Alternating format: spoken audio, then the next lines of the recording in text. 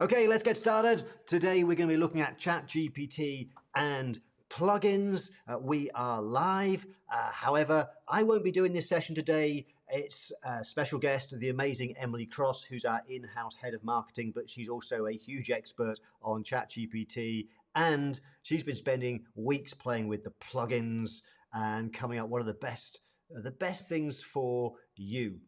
And also, I'm actually not here right now because I'm just wrapping up a webinar that I am running. So I will be back to be commenting in the comments box. I'll answer questions and so on. So let me hand over to the amazing Emily Cross. Emily, over to you. Okay, thanks for that, Mark. So I've just seen a few more comments coming into the chat box. I just want to answer this one from Sarah. She says, I signed up for the upgrade for ChatGPT, but it doesn't give me the option to web browse. So the web browsing and the plugin features are in beta mode, so you might not have access to it yet. It kind of rolled them out steadily, but if you just keep checking, and I'll show you today how to access them as well, and we'll see if you don't have access to them yet already and just maybe you've not realized it. So in today's session, we're going to be looking at ChatGPT. We're going to be looking at the new features that they rolled out just a few weeks ago, the web browsing and the plugins feature. Really excited about the potential for these. They're having some teething problems because they are quite new, and like I just said, they are still in beta mode. So we're going to explore a couple of the best ones that I found, and some weaknesses and some strengths and other such stuff. I'm also going to talk to you about some of the latest updates in the ChatGPT and AI world, because it's constantly moving at such a rapid speed that it's nice sometimes to just have a bit of a recap of all the various things that are going on. So I'm going to go over for those with you just in a second as well. Just before we get started though, I do want to tell you about the project that we have with B1G1. So we work with B1G1, and what that means is that whenever people attend our live events, we are able to make a contribution to a charity on your behalf, not at your expense. Just by you being here means that we can donate. So thank you for being here today, because it means that we can make a donation. And this month's project, we've just gone into June. So our project for this month is we are buying bricks for school infrastructure projects. So that's a great project, and we will be donating to them over the course of June based on all of the events that you guys attend. So thank you very much for being here. It allows us to do that. We do also have just one other announcement. In case you are not aware, we are running a business advisory masterclass from June 13th to 15th this month. So that is about how to value price your business advisory service, how to deliver it, how to make it really valuable, how to sell it, how to price it. And we're also going to be looking at how you can use ChatGPT and maybe other AI models to improve your business advisory service, and how you can make the most of ChatGPT with business advisory as well. We're going to be doing a couple of sessions. I know Mark's doing a session, and I myself am also doing a session on ChatGPT and business advisory, as well as a couple of other marketing related sessions as well. So if you don't already, if you've not already signed up, then I think Sarah's going to put the link in the chat for us, and you can go and grab your free ticket. It's free, by the way, but the price will go up on the day of the conference. So make sure you grab your ticket sooner rather than later to make sure you do get that free ticket. Okay. So that's it for the announcements. We can go ahead and get started with the content. So the first thing that I'm going to go over is some of the latest updates in the ChatGPT and AI world.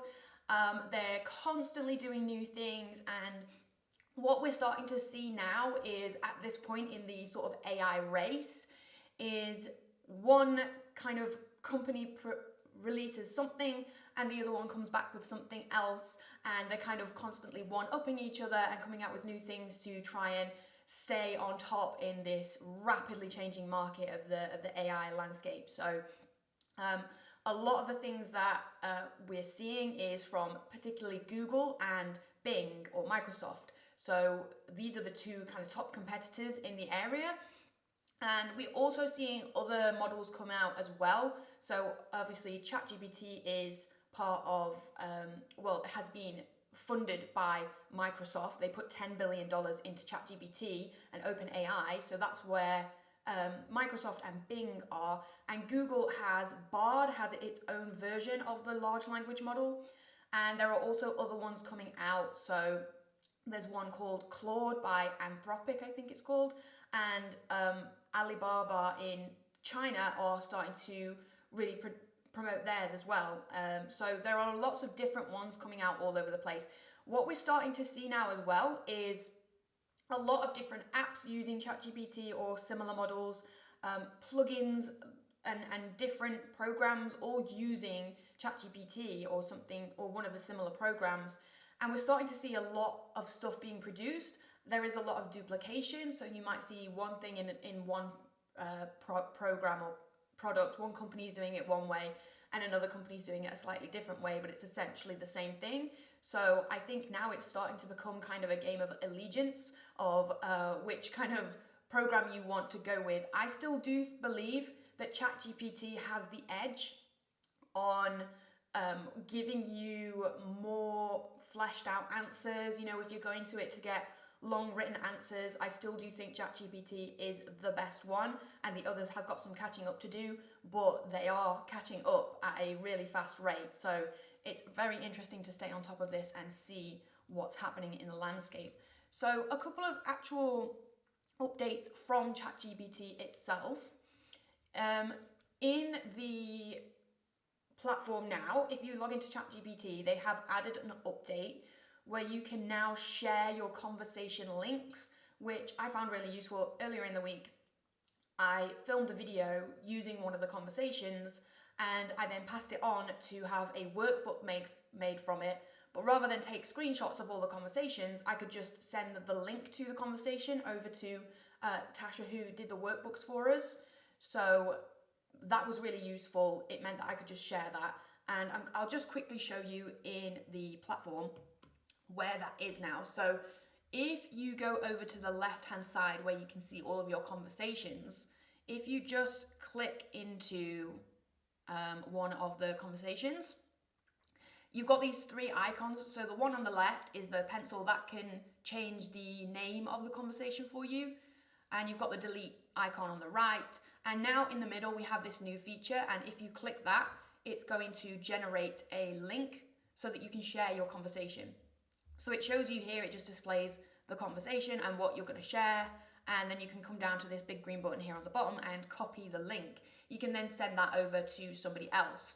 You can also at this point edit the name of the conversation if you want to call it something else, and you can choose to share it anonymously or add your name to it.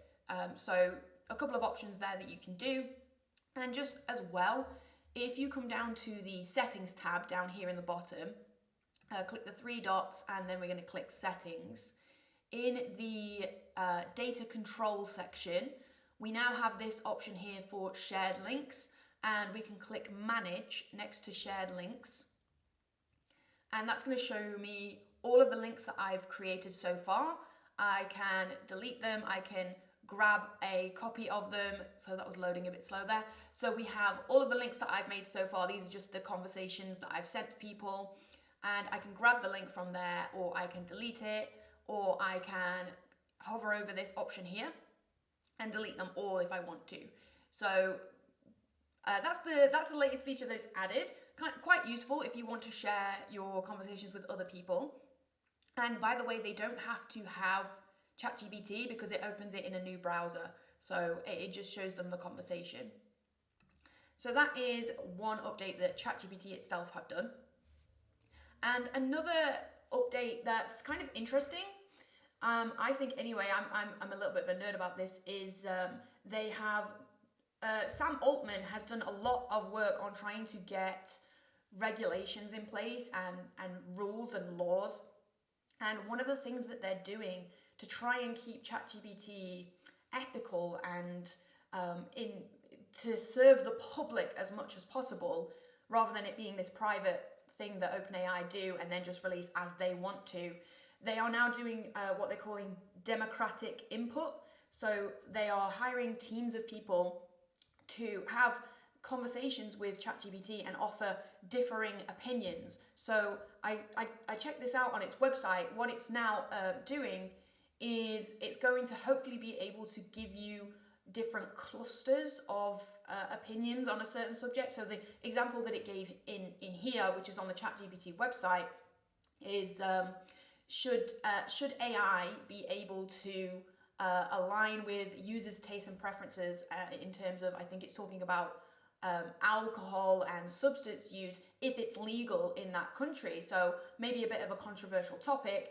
And there's two clusters of thought here. There's people who say AI shouldn't be able to talk about those things because they're harmful. And there's some people that say we should have free choice and we should be able to be advised on those subjects if it's legal. So an interesting point. And they are starting to hire all these sorts of teams to do these ethical sort of training of the model, so that hopefully in the future it's going to have much more better responses for you. Another update just from ChatGPT as well is that there is now an app on Apple. So if you are an Apple user, if you have an iPhone, you can get the app directly onto your phone. So if you want to get that, I would make sure that you go to the App Store and look for the ChatGPT app specifically by OpenAI, because there are a few kind of false ones out there, or ones that are not quite the same, but they are using ChatGPT. But if you want the actual direct app, that is now available, and you can grab that for off the App Store. And then finally from ChatGPT, eventually, it's not out yet, but they are going to be releasing something called Code Interpreter. So we did get web browsing and we got plugins, and another one we're going to get is Code Interpreter, and that's just going to really boost the ability that you can do with all the code. If you are a coding nerd and that's something that you really want to be able to do, then that's going to be really interesting for you. I'm just going to have a quick look at the chat box. I think some people are not hearing me very well. But the sound is clear for some people, so hopefully you can hear me. I will just try and shout up a bit, okay? So the next updates then, we've looked at ChatGPT. I also want to just tell you a little bit about the kind of race that is happening now between Google and Bing, because they've both released a couple of new things recently. So if we look at Google first, Google are they are eventually going to update their search engine. So Bing has already done this. If you are a Bing user or you've been using Bing since the update with ChatGPT, you'll notice that on the sidebar of Bing, there is a ChatGPT direct input, and you can access generative AI answers direct from the browser. Google are going to do something very similar. They're going to have, so that when you type your question in, the first thing that comes up is going to be a generative AI response that summarizes the information for you, so that you don't have to scroll through lots of blogs or websites to get your answer. You can get your answer right up there at the top. So from a user perspective, that's really cool and it's really exciting. From an SEO perspective, it's maybe going to be a challenge for those people that have worked really hard to get themselves up on the SEO rankings on Google. There's going to be a new landscape because they've been pushed down the page a little bit, but there are going to be, we're going to see what it's going to look like, and there will hopefully be new ways of getting yourself noticed. So Google are going to do that soon. And Bard, which is Google's kind of version of ChatGPT, now can respond with images as well, which is an interesting update.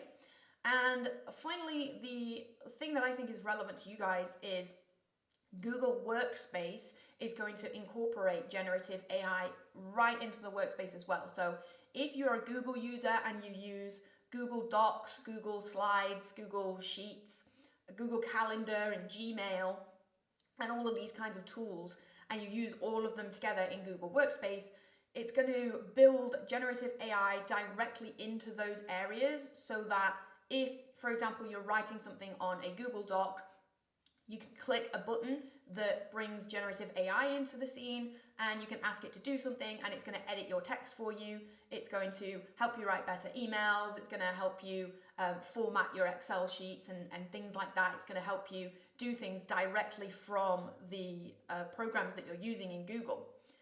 Rather than going to ChatGPT and then copying it across, it's going to be direct there in the service. Okay, so that's Google's updates, and Bing have got quite a few similar ones. What they are doing is on Windows 11, so if you are a PC user, and I can't vouch very much for this because I am a Mac user, but what they are going to do is in Windows 11, they're going to add a sidebar so that if you want to do anything on your computer, like for example, you want to change to dark mode or find a certain file, you can just type it into your sidebar what you want to do, and you'll be able to click a button and do that straight away really quickly. It's going to have a code input right there on the side of your screen. So if you're a PC user, that might be something that's really interesting to you. Another update from Bing and Microsoft is that the plugins that they have now added to ChatGPT are going to also be available right from the browser, from the Bing browser. So you don't have to necessarily go into ChatGPT. You can do it from the Bing browser as well, which is going to be quite useful. And finally, they have a program coming out that's rivaling this Google Workspace, which is their version, which is Copilot. So if you're using Microsoft Documents, PowerPoint, Excel spreadsheets, all of those sorts of things, if you're using Outlook for your emails and your calendar, then Copilot is the same version of Google Workspace, essentially, where you can, straight from your documents, hit this generative AI button, and it's going to help you edit your documents, give you better text, improve your text, write nice emails for you, whatever it is that you want it to do. So a lot of potential coming from these different areas, and it's going to be exciting to see how those things actually work in practice when we get them. The thing that I'm kind of struggling with is picking a side, because I use Gmail, but I use Microsoft Office for documents and PowerPoint and things like that. So if you want to have everything all in one space, then it is a case of picking a side at the minute. So those are some of the updates. There's also a couple of cool things, but I'll just whiz over them because Google Maps now has a 3D version where you're essentially like a drone and you can fly around and look, which is really cool. I had to play around on that. That was really cool. And there's also now, if you're somebody who uses Photoshop quite a lot, then Adobe Photoshop have added AI to that, where essentially you can extend the photo and hit generative AI, and it will fill that gap with, it seamlessly. It will make it look like part of a picture, but it will just make it up for you. Or you can ask to, if you've got a picture of a sky, you can ask it to put an airplane in the sky, and it will do it for you really, really well.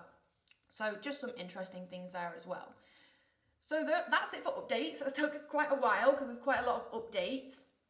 But I want to move on now to plugins. Let me just have a quick look at the chat. Yeah, some people are having some sound issues. I'll try and do my best for you guys.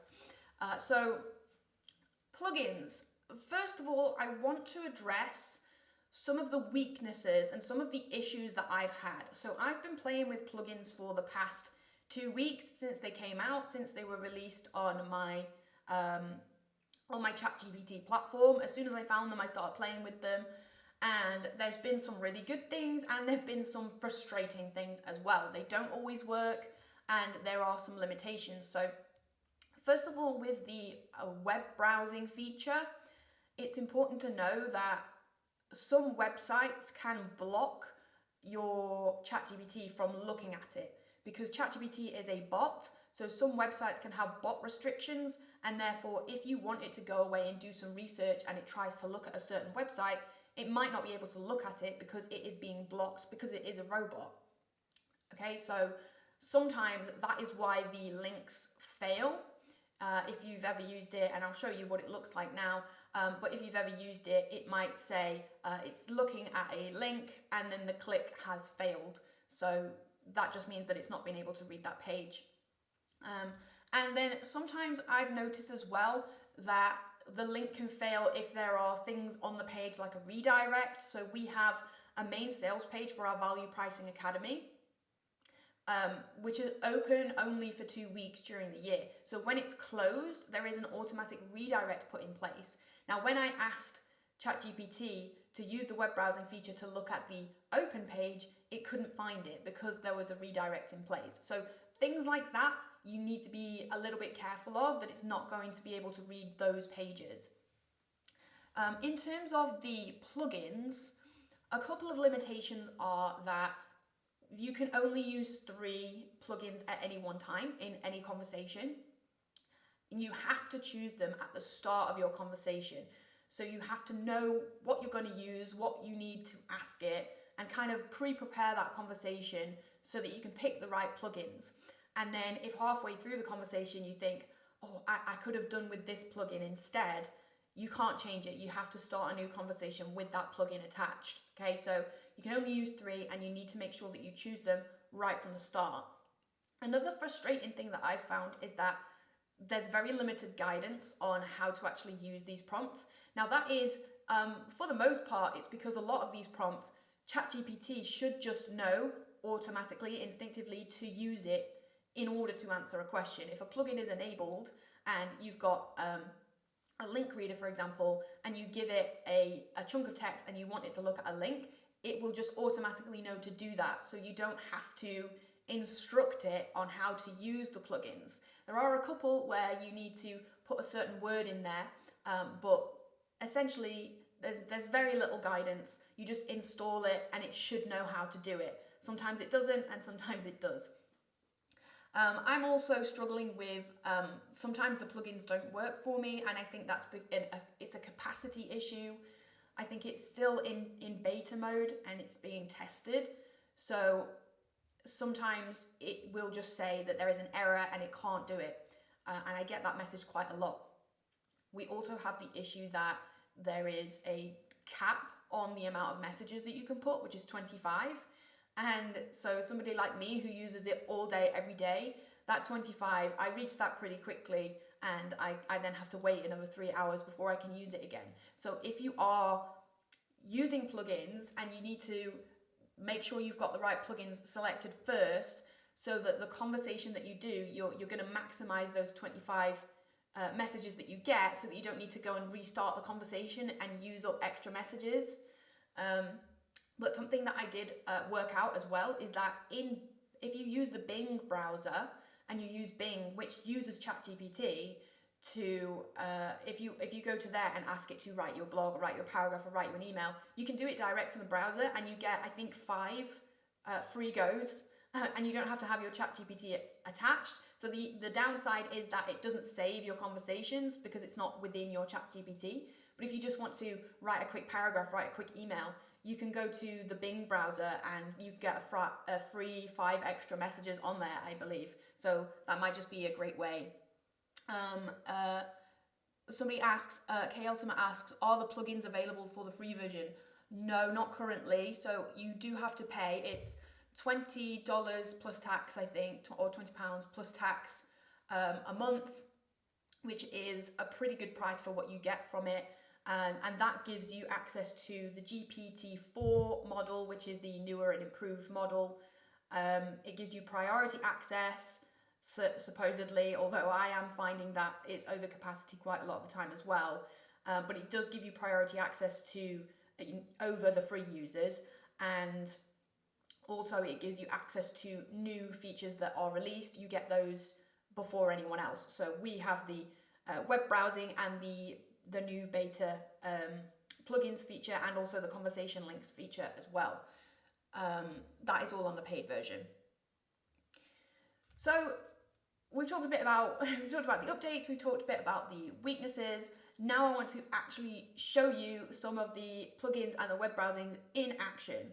So we're going to start by showing you, first of all, how to actually access these. So if I just go to this slightly extended screen, what I'm going to do is I'm going to go over to the top here and start a new chat. And they recently added this kind of toggle option. So if you just want a really quick answer, or you're doing a quick bit of research and you're happy for GPT to access its data banks of information rather than go to the internet for it, or you just want a really quick answer, then I would recommend you use 3.5 because it doesn't use up that limit of messages, and it's really quick. However, if you want a more fully fleshed out answer, like you're maybe writing a large brochure or a blog post or something and you want it to be a bit more complicated, then I would say to go with GPT. You can use the default version. Now, if you want to use the browser, then this is where you choose it. So you have to choose this at the start of the conversation. If you start the chat and you haven't selected these, you cannot add it later on. You have to add it at the start of the conversation. So if I just choose here, browse with Bing, I now have access to the browsing feature and I can just ask it a message. So we'll see how it does. I've asked it questions previously, so I do have some questions ready to go just in case it doesn't allow me to do this, because I do find that sometimes it just struggles, it's overwhelmed. So here I asked it, can you give a summary of the Sheffield Wednesday game? So if there's any football fans in the UK, I'm not a massive football fan, but there was a big game. So let's do browse with Bing. Can you tell me the result of the Sheffield Wednesday game on Monday? Let's see how it does.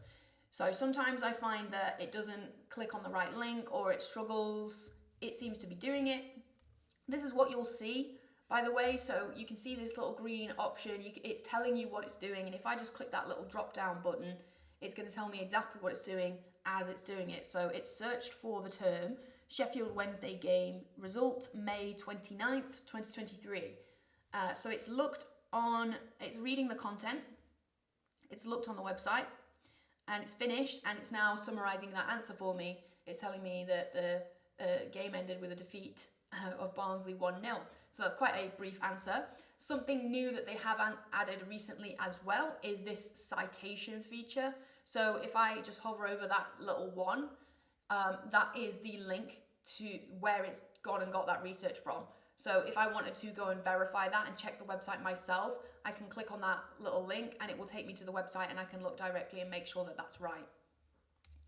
So let me just show you a couple of other things that I did on the web browsing feature. Just wait whilst it loads. So that was the first thing I asked, and it gave me quite a complex answer here.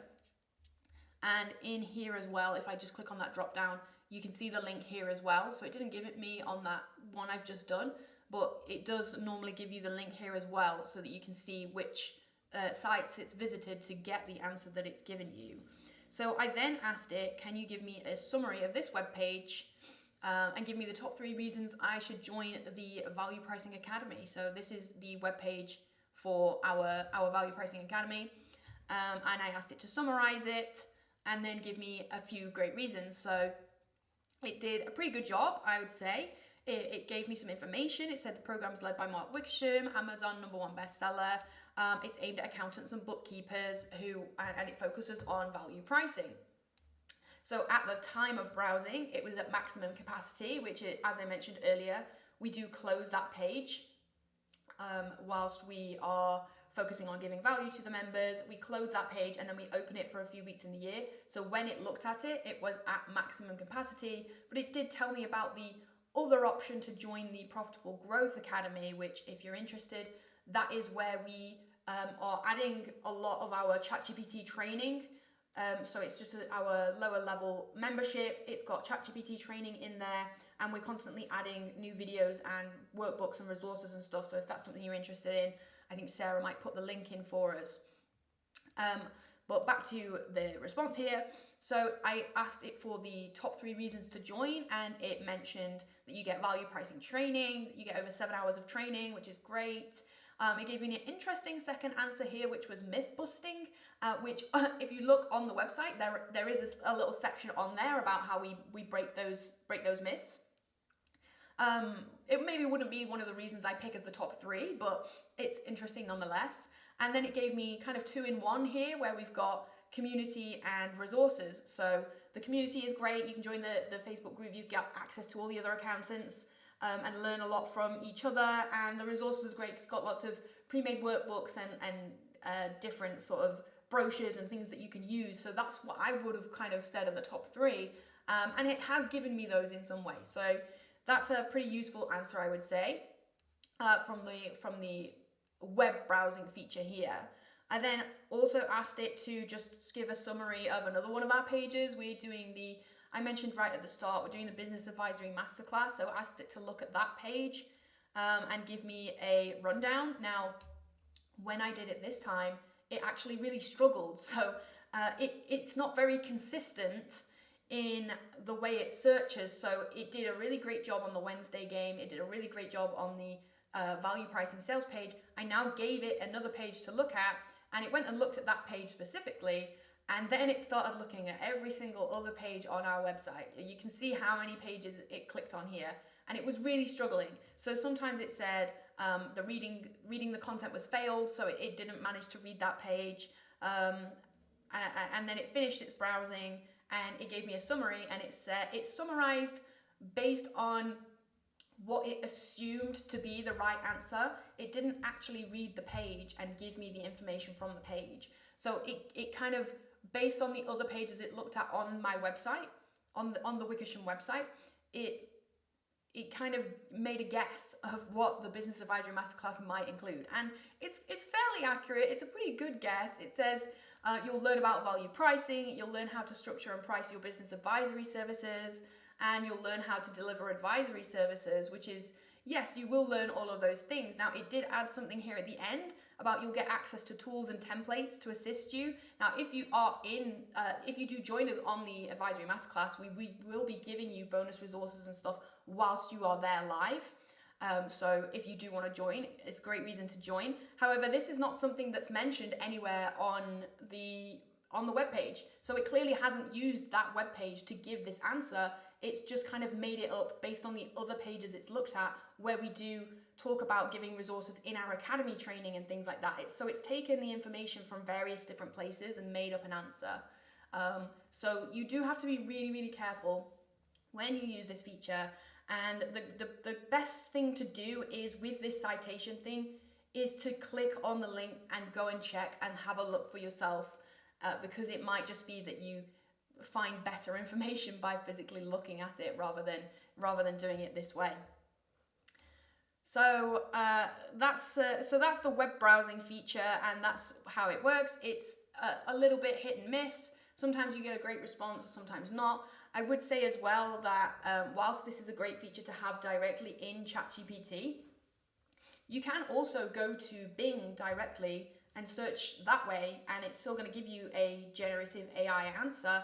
And when Google add this new search feature as well, they're also going to be able to, you'll also be able to go to Google, ask for these sorts of things, and you'll get that generative AI answer. You'll get that summarized version of the football game or whatever it is that you're searching for. You'll get that summarized version when they've released it. So Bing already has that, and Google is working on releasing that soon.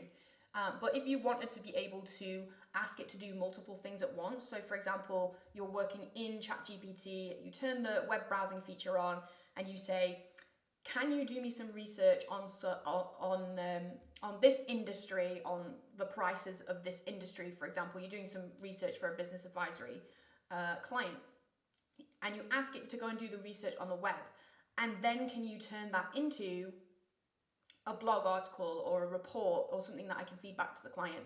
So it might be that you use it in combination with it. In that instance, it's better to use it in ChatGPT rather than going and doing it on the browser and then pulling the information forward. So, you know, it definitely does have its use when it works properly in ChatGPT. So that is the web browser. I'll now show you a couple of different plugins. So I have mentioned that it doesn't always work perfectly, but we'll give it a go and see what it comes up with. And I do have some pre-prepared conversations just in case it doesn't want to do it today. So if I go over to here, I started a new chat. I'm then going to go over to, oh, sorry, I'm not sharing my screen with you guys. Here we go. So if I go over to GPT-4, and I've just showed you with the browse feature, we're now going to look at the plugins feature. And I already have a few selected because I've been using it previously, but when you first do this, it's not going to be there. Oh, and by the way, I'll just show you as well, if I just extend my screen here, if you're not seeing the features up here at the top, then it may be that you haven't enabled them in your settings. So if we go over to here to the three dots and we go to settings and we go here to beta features, you can turn these on here. So this is browse with Bing and this is plugins. So make sure those are both turned on if you do have access to them, and then they should appear up here at the top for you to be able to use. So when you've gone here to GPT-4, we've selected plugins. We can now choose the actual plugins we want to use. So before you've chosen anything, this will be empty and you'll just see this option here for the plugins store. So if we open that up, there are quite literally hundreds of plugins in here. Oh, and I've just noticed this is completely new. This is completely new since the time of recording, because this is something I was going to mention. I wanted a search feature for these plugins, so they've added that recently, really recently.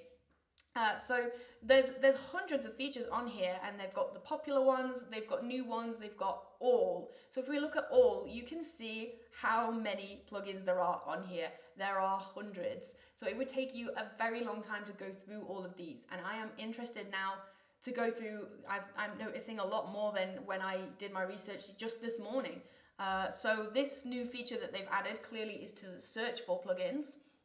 And hopefully that will help you if you're looking for a specific one. So if we're looking for maybe Zapier, there we go, it's going to bring that up for me. That's really useful.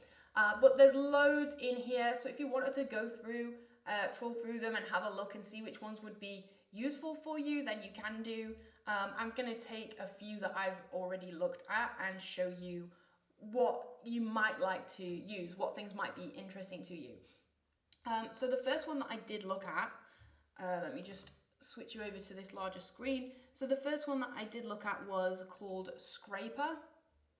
And the idea behind this is that it scrapes your website, scrapes the content from your website, and then summarizes, or a web page that you give it. So let's say you're looking at something on your government's website about some new tax legislation, and you don't want to read the whole thing, so you can give it the URL and say, can you summarize this web page for me? Now, you can do that on the web browsing feature. It would do the same thing for you, but if you were wanting to use it in conjunction with some plugins, and you didn't want to opt to have the web browser and not the plugins, because you have to choose one or the other, then here's a couple of ways that you can do that. So I used the Scraper tool, and I gave it this page. Now, the first page I gave it was a link to our ChatGPT ebook. So if you don't have our ebook, then Sarah might put the link in there for us, and you can go ahead and grab that. But I gave it the link to the page and asked it to summarize the key points, and it did pretty well. So it says, this is a web page by Mark Wixom. It discusses the practical uses of ChatGPT for accountants and bookkeepers, and the main points are the use of AI can increase productivity and save hours of time. Yep, that's all on there. The page offers a free guide. Yep, that's on there. And the guide covers the pivotal role of ChatGPT in the accounting industry, 6 practical ways to implement ChatGPT, and the page also encourages visitors to download the guide. So yeah, that is what that page does. It was a really simple, easy page to do. However, I then gave it another page, which again, I just keep giving it our personal pages because I know what's on those pages. And I gave it this page, I gave it the vpa.wixom.co.uk, which is our sales page to the Value Pricing Academy. And what it came up with was completely bogus. It was completely made up. So the VPA stands for Value Pricing Academy, whereas here it's telling me that it is the virtual personal assistant. So it's completely made it up. It's not just said, I can't read this page, I don't know what this is. It's made something up. So you do have to be so careful when you use these things, and definitely always double check, fact check, make sure that what it's doing is correct. Because what it made up here was completely, it was just made up. So I told it that's totally wrong. And it had another go, and it just gave me the same information over and over again. So it really did not know what it was doing. I then asked it to look at a different website. I said to it at some point, I said, if you do not know the answer, just tell me that you do not know. Do not make something up. And it doesn't matter if you tell it that, it's still going to make stuff up. So you do have to be really careful. I gave it this other page. So I gave it the page to our registration page for the Business Advisory Masterclass, and it did a perfect job. It gave me exactly what was on that web page. So it told me the event details, the dates, the price of the ticket, the purpose of it, the content. You know, it's clearly read that page and summarized everything perfectly for me. So it's really inconsistent, these plugins, and I think that is partially because this is new. It's a beta feature. It's still learning. It's still teething. So you just have to be really careful when you use these. So that is the scraper tool. Now, I've actually used a couple of different ones, and then I'm going to give you one that is the best one that actually summarizes a couple of different ones altogether. So that's the scraper tool for reading websites. The other tools that I looked at, there were two. So there was one called Chat with PDF, and there was another one called Ask Your PDF. So the first one that I looked at was Ask Your PDF, thinking these are going to do essentially the same things. So what I asked it was, I gave it a link. I gave it a link here to, now we use Dropbox to store all of our documents. So I just grabbed a random link from one of the resources that we use, and I asked it to give me a summary. Now it really struggled because it didn't have the right form of link. So you need to give it the link in a format that it can actually go ahead and read. And it didn't tell me what that format was. So it did give me this option here to go to a different website, upload my document there, and then grab the document ID and come back to ChatGPT and put it in. But if I wanted to give ChatGPT access to lots and lots of my documents in order to train it to be some sort of chatbot, maybe for a client-facing chatbot, and you wanted to feed it lots of your information in order to train it to be a good kind of customer service bot, then I don't want to have to go and edit the links for all of this sort of stuff. So that was quite annoying. So I played around. I tried to give it lots of different types of links. It said that this one was just a route to my computer file. Now I'm not a tech whiz in terms of this sort of stuff. So I just said, can you tell me what link you need? I said, I use Dropbox. How can I get you the correct link? And it didn't give me a helpful answer. It said, you can go to Dropbox, you can click to copy the link, which is what I was already doing. It then told me to change the ending of it, and that didn't really help at all. So I really struggled with it on this one. Now, I then tried the other one, which is Chat with PDF. And straight away, it actually gave me the information that I needed.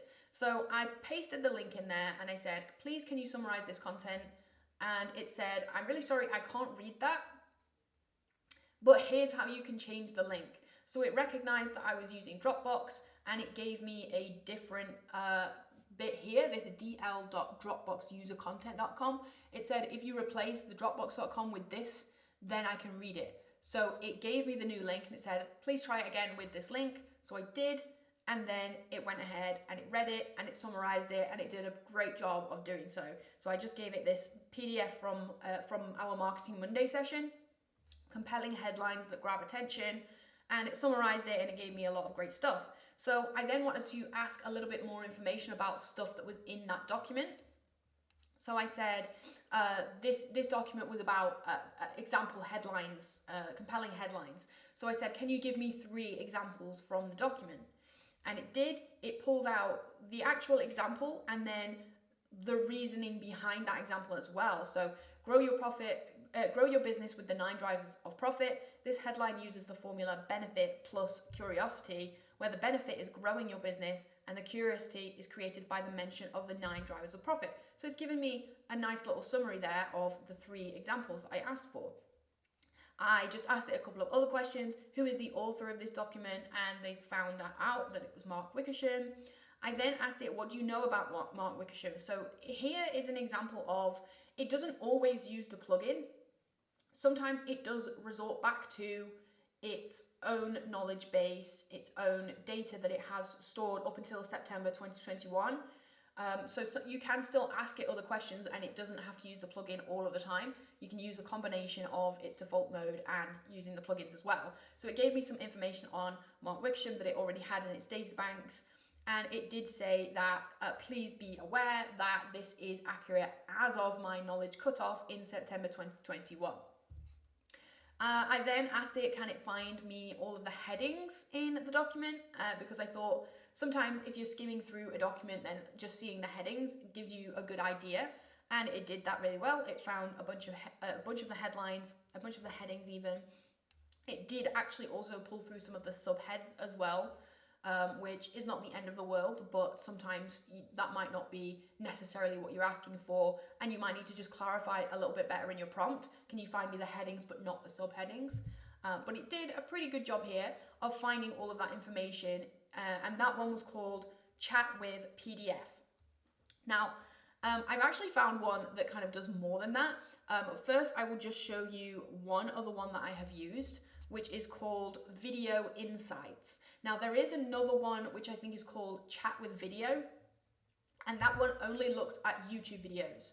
This one, Video Insights, looks at YouTube and Daily Motion videos. So if you give it the link to a video, it's going to be able to watch it and summarize it and give you some information on it. So I gave it here the link to a video that I was watching about the Google Workspace that we talked about earlier. And I asked it to summarize this for me, and it did a perfect job. It told me about, here's what's in this video. The video is titled A New Era for AI and Google Workspace, and it's talking about AI being added into the Gmail, Google Docs, Google Slides, and all of this stuff. So it summarized the video for me really, really nicely. This was another one that I tried, which was called Yay Forms, but I did need to have an account. So that's another point, is that some of these plugins, you do need to have an account with that particular app to use it. And some of them are inbuilt in ChatGPT, and you just hit install and it goes straight onto your computer, onto your ChatGPT, and you don't need to do anything else. So just be aware of that. Now, I didn't have access to AI Forms because I don't have an account. We use Jotform and sometimes Typeform, which we're going to look at Zapier later. Quickly, we're going to look at Zapier because I've just noticed the time. So we are moving quite quickly. I will speed up. But what it does is I said, can you create a standard feedback form for me? And it gives me a link. I can then click on that link and it's going to open up Yay Forms or whatever it is you might be using. And it will then input that new template directly into there for me.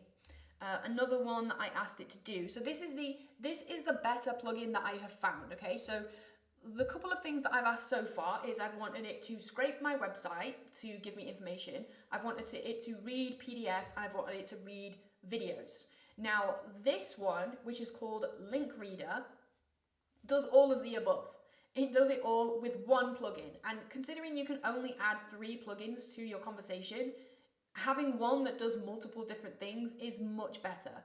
So I would say to go with this one called Link Reader. And what it does is, you know, I'm not going to go over it again in detail because we've looked at all the other ones. But if you give it that information, if you give it the link to a YouTube video, it's gonna read it, or a Daily Motion video, it's going to be able to look at that.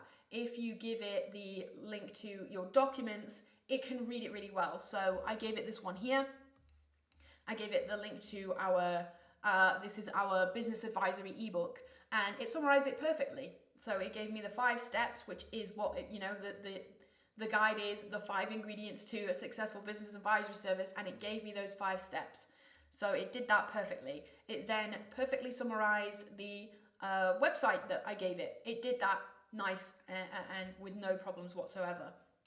So that's a much better one to use, the Link Reader. I would suggest you use that. Now I'm going to move on quickly.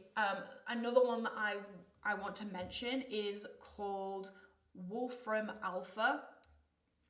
And this is useful if you have any kind of maths-based questions that you want to ask it. So really simple to start off with. What is 2 plus 2?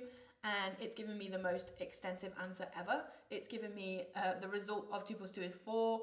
And then it's given me the typical computation times for humans, which I didn't ask for, but there we go.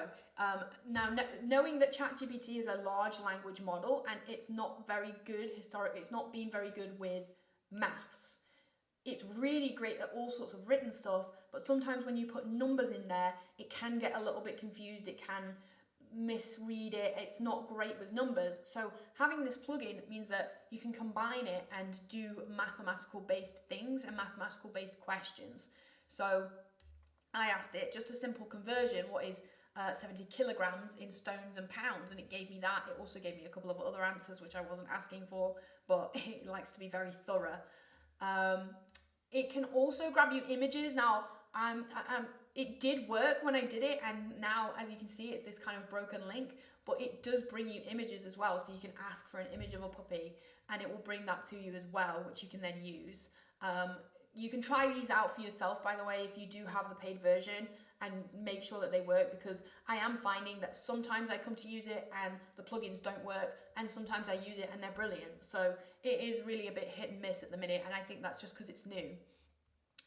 You can check things like the average prices of petrol, of gas, stocks and shares prices, things like that, things that are mathematical based, distances. You can look at all sorts of stuff in there, but I suggest you go to the Wolfram Alpha website and look at all of the various things that you can do on there to see if anything of it is of relevance to you. I didn't want to go into too much detail because a lot of the stuff that it's doing is complicated mathematical formulas and chemical equations and stuff, but it can do some great stuff with graphs and stuff as well. So and for personal use, if you're wanting to look up those sorts of things about where is the distance from here to here and that sort of stuff, then that's a really interesting one to use.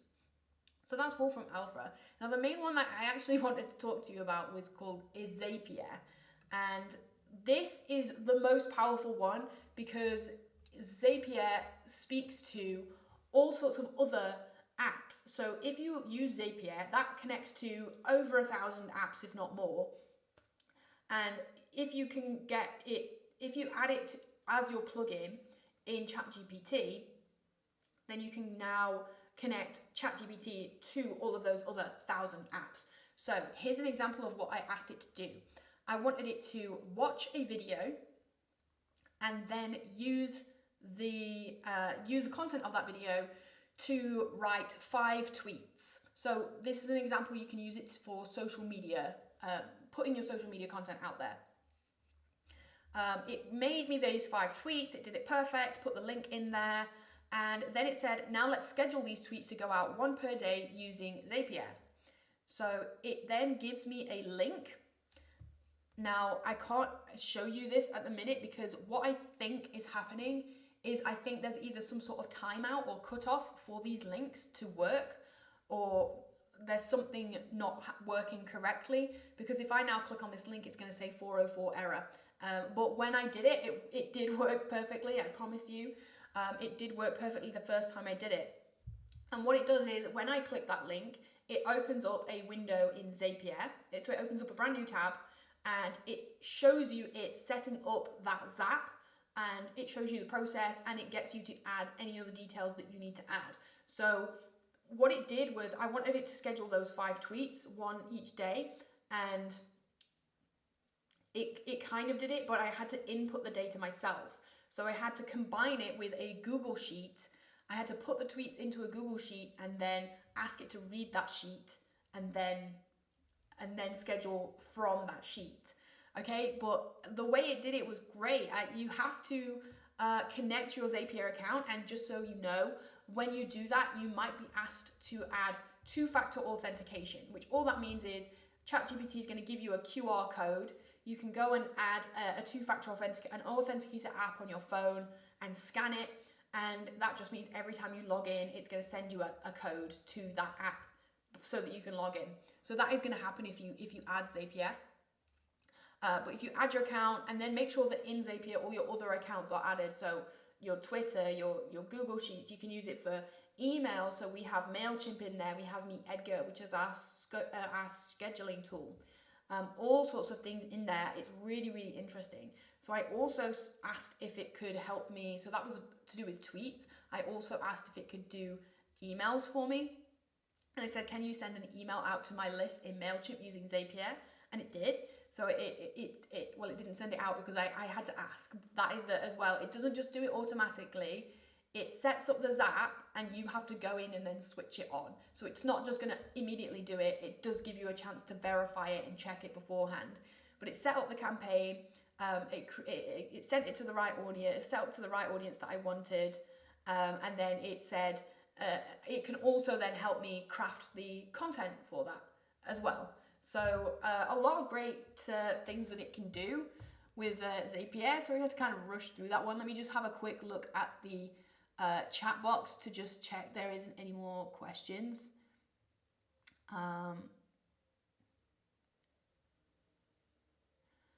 Okay, there's no questions yet, so I will just quickly summarize a little bit more on the Zapier stuff. So what it does is it gives you this link, and let's see actually if it's going to take me to an error page. No, it's not. Okay, it's working, which is great. So this is what it does. It takes you to this page. Hopefully you can see that. Let me just see if I can zoom in a little bit for you guys. There we go. So it tells you what it's going to do in Zapier. It shows you the action that it's going to do. So this action is to send a campaign, and you need to connect the right account. So when you connect your Zapier account, as long as all of your other accounts within Zapier are also connected, so whatever it is you're using, your mailing, your calendar, your social media, all your different social media platforms, all of those sorts of things. If you have, we use Kajabi, so that's in there. We use Stripe, so maybe that might be in there. Your financial stuff. As long as all of that's in there, then you just need to make the one connection to Zapier, and it will do it for you. And then this is what it looks like. It shows you what it looks like. You can then add your account, and then once you've added the account, you can say enable action, and that means it's going to go and do it. So it's going to go and make the Zap official and follow out that order. So one of the things that it does do is you do have to input the data yourself. So I mentioned earlier about the Google Sheets. So if you wanted to add tweets, then you make a Google Sheet with all of the tweets listed. Then you can make a Zap for it to read the Google Sheet, and then make a Zap for it to send them out one every day. So you can do a similar thing here with the email content as well. So let me just scroll back out and look over here. So Zapier is going to be a really, really powerful one. And if there's any tool that you're using, we use MailChimp, but maybe you're using HubSpot or Aweber or one of these various different other emailing services. As long as you have Zapier, then you have that connection to ChatGPT now. So you can make that connection and you can go away, have a play with it. There's hundreds of thousands of different apps on there that you can go and play with. Let me just have a look at this question. Somebody asks, are there plugins for financial tasks, analysis, planning, and visuals? So I don't know if you saw earlier the amount of plugins that there are in here. And I will be spending a lot more time now that I've seen all of the new ones that they've added. So let me just come here. So it's the plugin store. And it gives you a little bit of a summary of each one. So am I zoomed in there? Anyway, it gives you a little bit of a summary.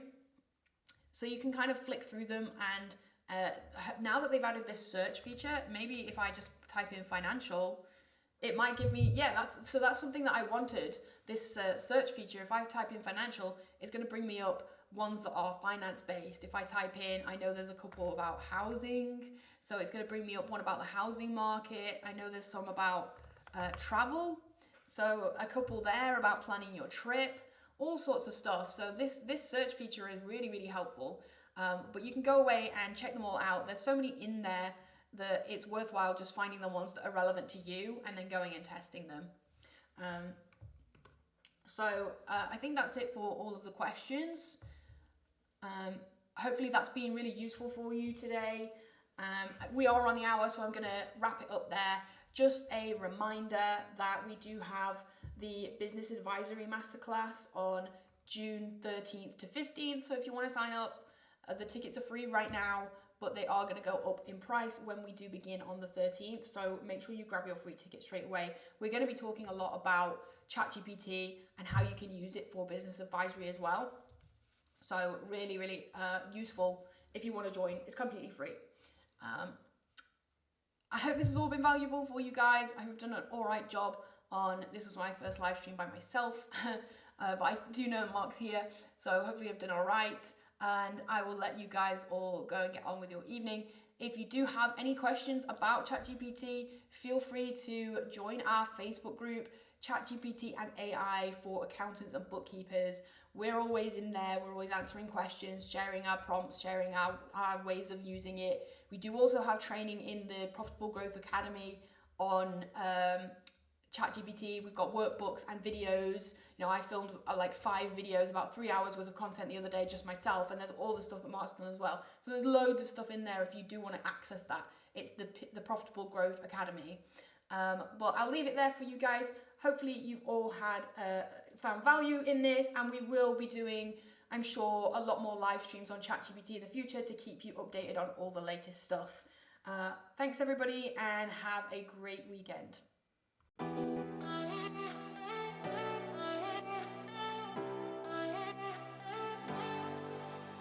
I wasted all my time, I wasted all my nights, I wasted it on someone who's indifferent. He didn't love me right, he told me I was blind, but I never really wanted to listen. You have been